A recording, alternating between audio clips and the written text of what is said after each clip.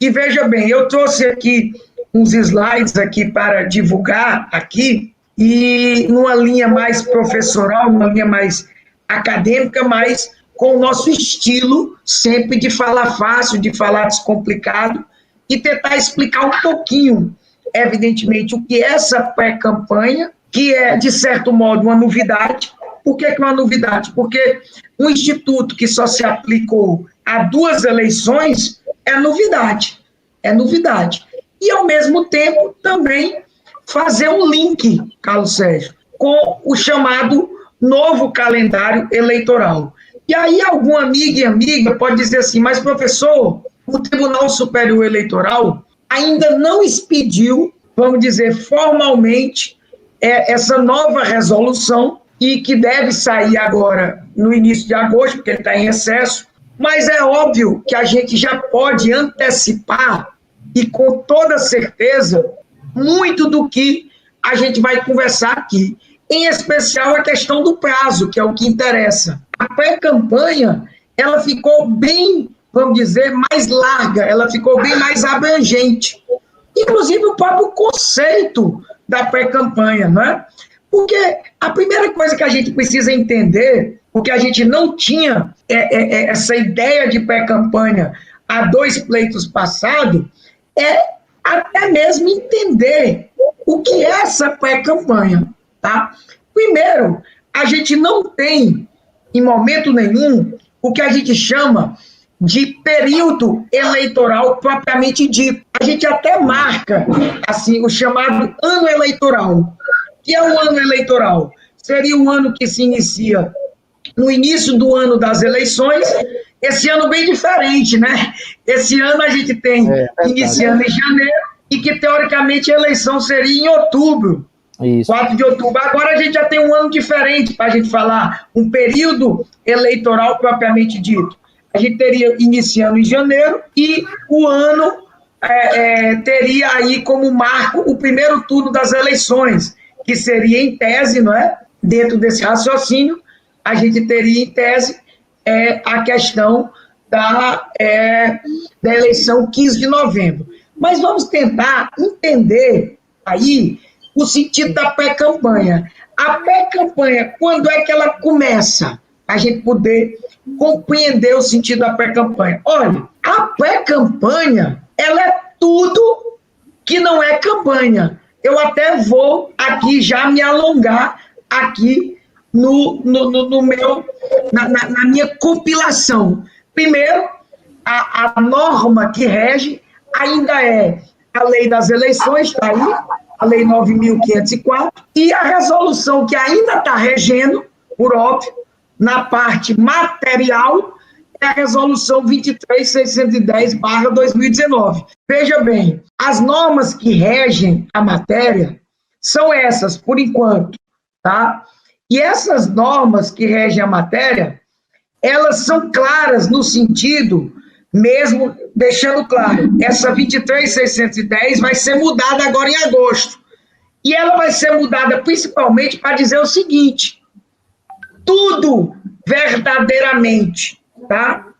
Que a gente tem antes de 26 de setembro, aí eu estou trazendo já o conceito. Tudo que tem antes de 26 de setembro vai estar configurado, ou pode estar configurado, no que a gente chama de pré-campanha. Tá? Agora, o que pode estar configurado em pré-campanha é considerado lícito. E o que não estiver considerado como pré-campanha vai entrar dentro de propaganda extemporânea, ou conhecida de modo equivocado como propaganda antecipada. O que é que eu estou querendo dizer, Carlos Sérgio, com isso? É que as pessoas têm que ter a compreensão de que, mesmo tendo havido a abertura do legislador desde 2015, pela Lei 13.165, que mudou esta lei, vou repetir de novo, a Lei 9.504, foi essa lei que foi mudada. Esta lei que foi mudada e que mudou o conceito, inclusive, da essência com relação à ideia do que se configuraria como propaganda antecipada, na realidade, propaganda irregular. Por quê? Porque antes da Lei 13.165, é isso que tem que ficar incutido na cabeça das pessoas. Tudo que era feito antes se considerava praticamente como propaganda extemporânea, propaganda antecipada, ou melhor, propaganda irregular. Hoje não. Hoje, meu amigo Carlos Sérgio, nós estamos aqui fazendo um programa para dizer, nós temos uma pré-campanha, nós temos a possibilidade, inclusive como eu comecei no início de minha fala, a pré-campanha não se inicia no ano eleitoral. Ela não se inicia, por exemplo, meu amigo Carlos Sérgio, anote desde já, para quando as perguntas chegarem. No ano eleitoral, como a pessoa chama propriamente dito, inicia no dia 1º de janeiro até o primeiro turno agora, por exemplo, 15 de novembro, não. De maneira nenhuma, não. A pré-campanha, ela pode começar, sabe quando? Quando? Você vai tomar um susto. Ela pode começar, por exemplo, no dia em que o pré-candidato a vereador, antigo pré-candidato e candidato, perdeu a eleição, em 2016. Você sabia disso? Porque a pré-campanha não existe um marco temporal para ela. Agora, é isso que eu quero incutir na cabeça das pessoas. Quem resolve fazer uma pré-campanha, mesmo se considerando lícito, o que eu vou dizer que é lícito, porque realmente tem muita coisa que é permitido, tá? Assume um risco. Assume o risco, primeiro, de ser considerado propaganda irregular, tá aí, ó. Tudo que for feito fora do que é lícito, agora, no novo calendário eleitoral, antes de 26 de setembro, e que não esteja no que eu vou já dizer que é lícito, vai ser considerado o quê? Ilegal, irregular. E sujeita o infrator a quê? A pagamento de multa. Primeira coisa, se fizer algum tipo de propaganda antes de 26 de setembro, o que é que a legislação me impõe? No mínimo, me impõe o quê? Multa. Mas pode impor também abuso de poder. Também abuso de poder. Que é isso, professor? O senhor está dizendo que a pré-campanha pode configurar uma propaganda antecipada irregular e também abuso de poder? Pode. Mas eu não estou dizendo, por outro lado, que a pré-campanha é ilícita. Pelo contrário. Os atos da pré-campanha, que eu vou explicar já o que é, a maioria deles são atos lícitos. Inclusive, se você fizer como o artigo 36A da legislação, e eu vou falar o artigo 36A, porque em que pese eu ter trazido a resolução, essa resolução vai ser modificada. Nós vamos ter uma nova resolução em agosto. Claro, ela vai repetir substancialmente, ela só vai mudar os prazos. Mas essa resolução, ela permite vários atos de pré-campanha. Mas cuidado, porque quando você diz, por exemplo, que é pré-candidato, você pode realizar atos de propaganda que são vedados. E aí, se você realizar os atos de propaganda que são vedados, você vai fazer propaganda ilegal, propaganda irregular. E, no mínimo, você vai ser sujeito a um pagamento de multa. É isso que as pessoas têm que entender. E não sou eu que estou dizendo, eu não quero mal de ninguém. Quem está dizendo é a lei, meu filho. Se tem um marco temporal, se a legislação vem e diz a propaganda eleitoral, que é uma espécie de propaganda política. A propaganda política é o gênero, da qual nós temos espécie, propaganda eleitoral, propaganda partidária. Aí ela diz, a propaganda eleitoral começa, agora no novo calendário eleitoral, 26 de setembro. Aí me vem a pessoa e quer fazer propaganda antes. Propaganda antes do dia 26 de setembro, o que é? propaganda ilegal, propaganda irregular, sujeito o infrator ao pagamento de multa. As pessoas têm que compreender isso. Agora, nem tudo que as pessoas fazem antes, agora, de 26 de setembro, por que eu disse que engordou? Por que eu disse que abrangeu? Por quê? Porque antes do novo calendário, a pré-campanha só ia até quando? Até 15 de agosto.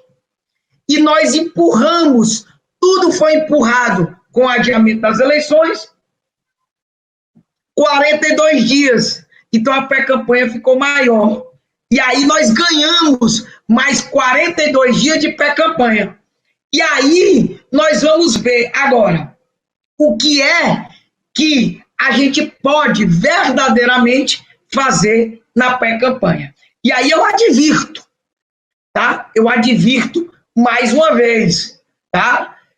Atenção, as mudanças legislativas, em especial a inserção do artigo 36A, não deixou de caracterizar a propaganda extemporânea como ilegal. Quem mudou foi a Lei 13.165, não sou eu, está aqui, meu filho, isso não mudou, é a lei. Como ilegal, irregular, apenas deixou de classificar algumas atividades como propaganda. Então, algumas atividades que antes eram consideradas propaganda eleitoral, não são mais. Então, se não são mais, meu amigo Carlos Sérgio, meu amigo Eric, o que é que acontece? Não são mais passíveis de pena. E aí eu não vou ler mais esses prazos que estão todos errados. Por quê? Porque vai sair uma nova legislação. Mas aqui eu digo, isso vai ser mantido. Isso vai ser mantido. Quem fizer propaganda antes de 26 de setembro, no mínimo, vai estar sujeito a, justamente, uma multa no valor de 5 mil a 25. Isso, evidentemente, né? Se for responsável pela divulgação da propaganda e o próprio beneficiário, e, evidentemente, tem que ser comprovado o seu prévio conhecimento e também o custo da propaganda, se este for maior. Agora a gente sabe que tem que entender o que é que não se configura.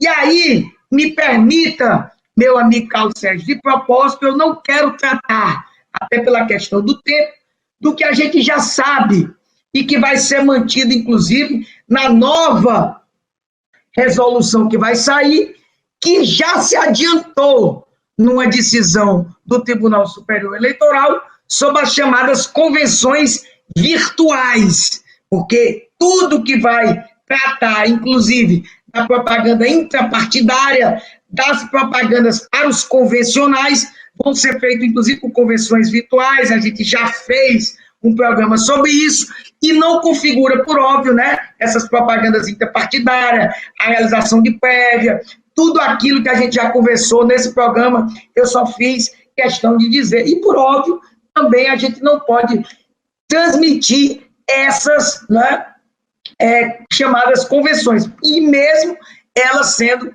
virtuais, né, está aí vedado na própria lei das eleições, e a nova resolução também vai vedar. Aqui sim, eu entro e peço a atenção dos amigos e amigas para esse ponto. E aí você vai, evidentemente, meu amigo Carlos Sérgio, eu vou pedir aqui, eu estou olhando o nosso horário, mais 10 minutos, eu acho, para eu expor os 6 incisos, né, com a compreensão que eu vou aqui trazer, e depois ficar para o debate aqui dos amigos e amigas do que é que não se configura mais, meu amigo Carlos Sérgio, o que é que não se configura mais como propaganda irregular. E, evidentemente, são atos de pré-campanha. Mas, repito, vou repetir mais uma vez, esses atos de pré-campanha, toda a vida que você vai fazer, por mais que você tenha os famosos marqueteiros, né? Principalmente os candidatos, pré-candidatos a prefeito, né? Claro que alguns pré-candidatos a vereador também, mas os pré-candidatos a prefeito sofrem mais. Eles têm essa pressão dos marqueteiros e faz parte, tá? Eu tenho assistido muitos vídeos, lido muito texto desses marqueteiros, dessa parte, dessa velha pressão que existe do marqueteiro com o advogado, você cria um risco grande. Não estou dizendo para você não fazer a pré-campanha, não. Mas a pré-campanha, por mais que a gente tenha uma liberdade ampla dada, você cria risco. Por mais que o próprio TSE tenha, inclusive, estabelecido um norte, precisamos de mais segurança jurídica por parte do TSE, mas é óbvio que você cria um risco. É um risco muito grande. Olha, eu trago como exemplo, eu acho que você deve ter visto, meu amigo Carlos Sérgio e Eric, o caso da senadora Selma, inclusive minha colega, você lembra o caso dela. O caso dela em 2018, onde ela gastou muito dinheiro e não houve qualquer tipo de controle, foi considerado abuso de poder econômico, se deu na chamada pré-campanha. Você sabia disso? Porque não tinha nenhum tipo de controle da Justiça Eleitoral. Olha aí, uma juíza. Por isso que eu chamo a atenção, desde já. Mas vamos lá, vamos para frente. O que é que não configura? Tá? A lei é clara. Tá? A gente chama a atenção à resolução aí, porque é a que está vigindo, né? Eu não posso mudar, mas ela vai ser alterada. Então, o que é que você pode fazer claramente? Tá? E qual é o âmago da questão? Você pode participar de vários atos que eu vou aqui elencar. Você pode se dizer pré-candidato, fazer menção à sua pré-candidatura, exaltar suas qualidades pessoais.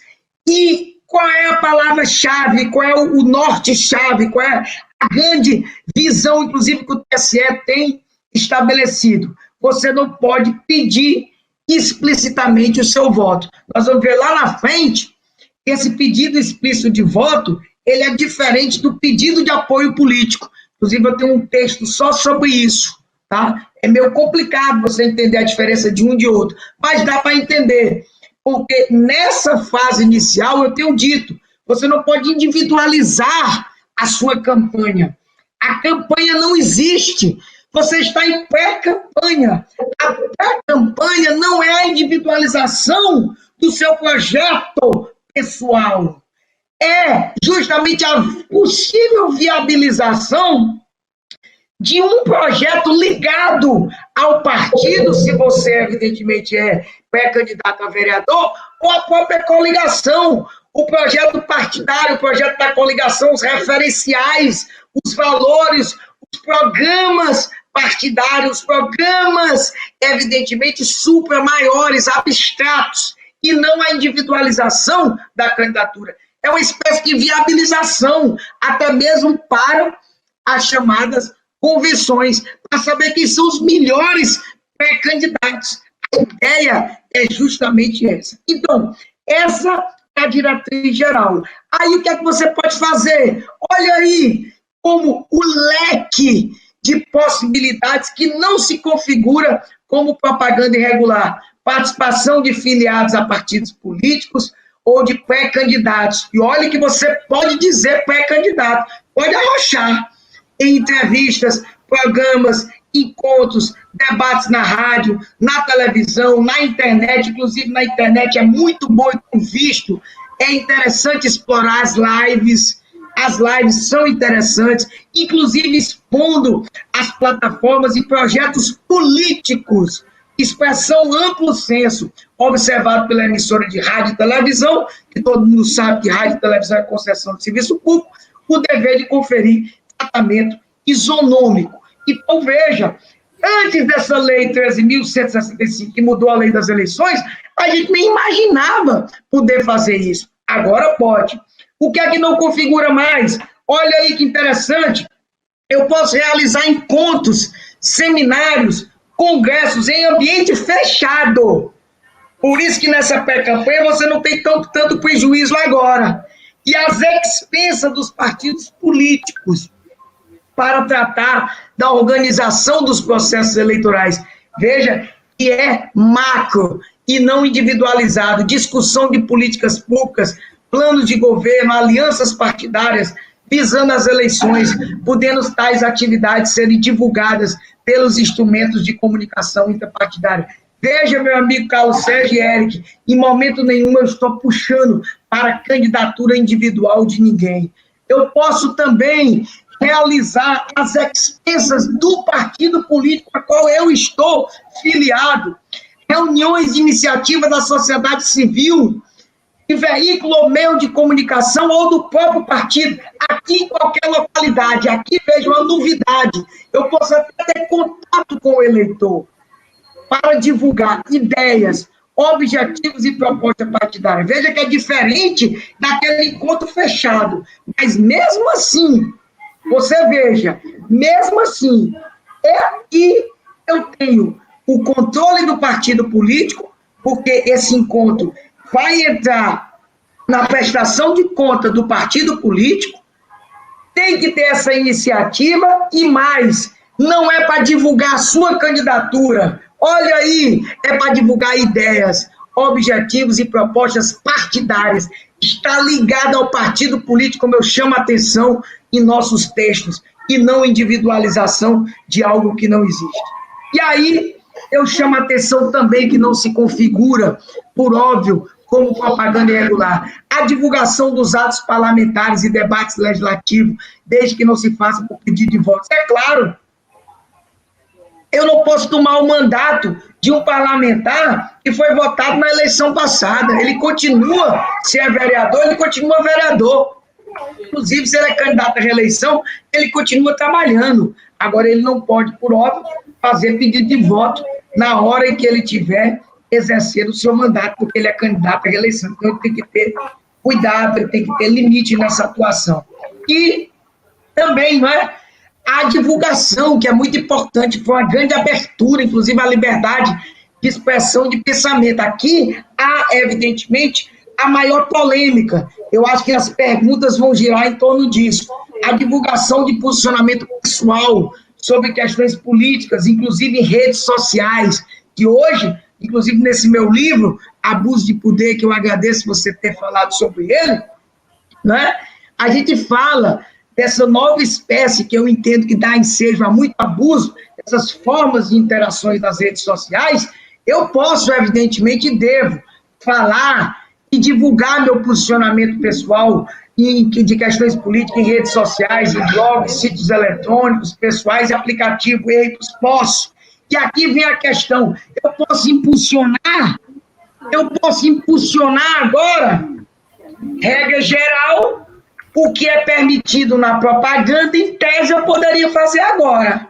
O TSE até diz que em tese eu posso. Agora, o problema é como é que você vai fazer isso sem dizer que isso tem um caráter eleitoreiro e, principalmente, sem ferir a isonomia e a questão da razoabilidade desse ato. Inclusive, o TSE tem se posicionado nesse sentido. Tem que ter muito cuidado, é um risco muito grande. Então, olha aí como a gente tem que ter cuidado. E a grande novidade, né, essa de 2018, né, a chamada vaquinha virtual. Inclusive, sobre isso, para eu poder finalizar, nós temos um livro de graça na nossa bio do Instagram Novo Eleitoral, né, eu remeto todo mundo para lá, vaquinha virtual, e é a campanha de arrecadação prévia, né, na modalidade do financiamento coletivo. E desde o dia 15 de maio, a gente pode, inclusive, ter contato também.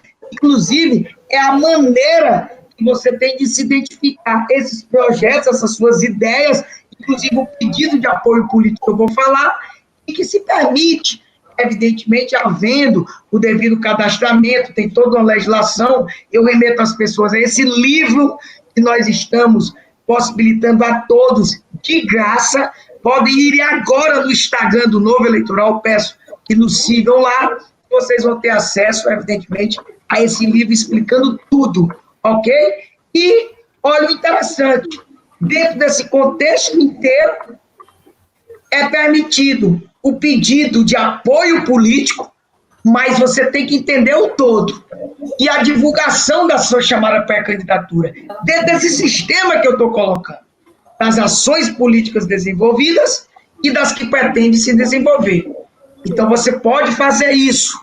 Essa diferença entre o pedido de voto que inclusive o pedido de voto explícito, o TSE tem dito que palavras mágicas, né, tem que ter cuidado. Eu conto com você, cuidado com essas palavras, é o risco da pré-campanha, não só para a propaganda irregular e multa, mas o abuso de poder, mas esse pedido de apoio político é a viabilização dentro do projeto em si, e não a individualização da campanha. E você sabe que, evidentemente, isso não se aplica aos profissionais de comunicação no exercício da profissão, e aqui tem um prazo que foi destacado pela emenda constitucional 107, esses profissionais terão que se afastar, não é desincompatibilização no próximo dia, né, 11 de agosto. Então, eu fico por aqui, né, vou voltar, inclusive, à nossa tela inicial, porque eu teria muito mais o que falar, mas eu penso, meu amigo Carlos Sérgio, para a gente iniciar os debates, tá? Ficaria por aqui, e, evidentemente, se a gente não tiver aí demais colocações, eu já vejo aqui algumas perguntas, né? A gente volta para falar mais detalhes, tá? Mas regra geral do que eu queria trazer dentro daquela nossa linha de falar 20, 25 minutos, e você sabe que eu tenho me policiado, né? Eu sou um falador por natureza, mas eu tenho cumprido os prazos, não só como apresentador, eu tenho tentado cumprir, mas também como entrevistado. Você me passou a palavra e eu fiquei aí com mais ou menos 25, 30 minutos, que foi o limite de todos os entrevistados aqui. E lhe devolvo a palavra para que a gente possa, evidentemente, voltando a discutir detalhes. Tem muitas perguntas que a gente pode, evidentemente, discutir ainda sobre essa temática.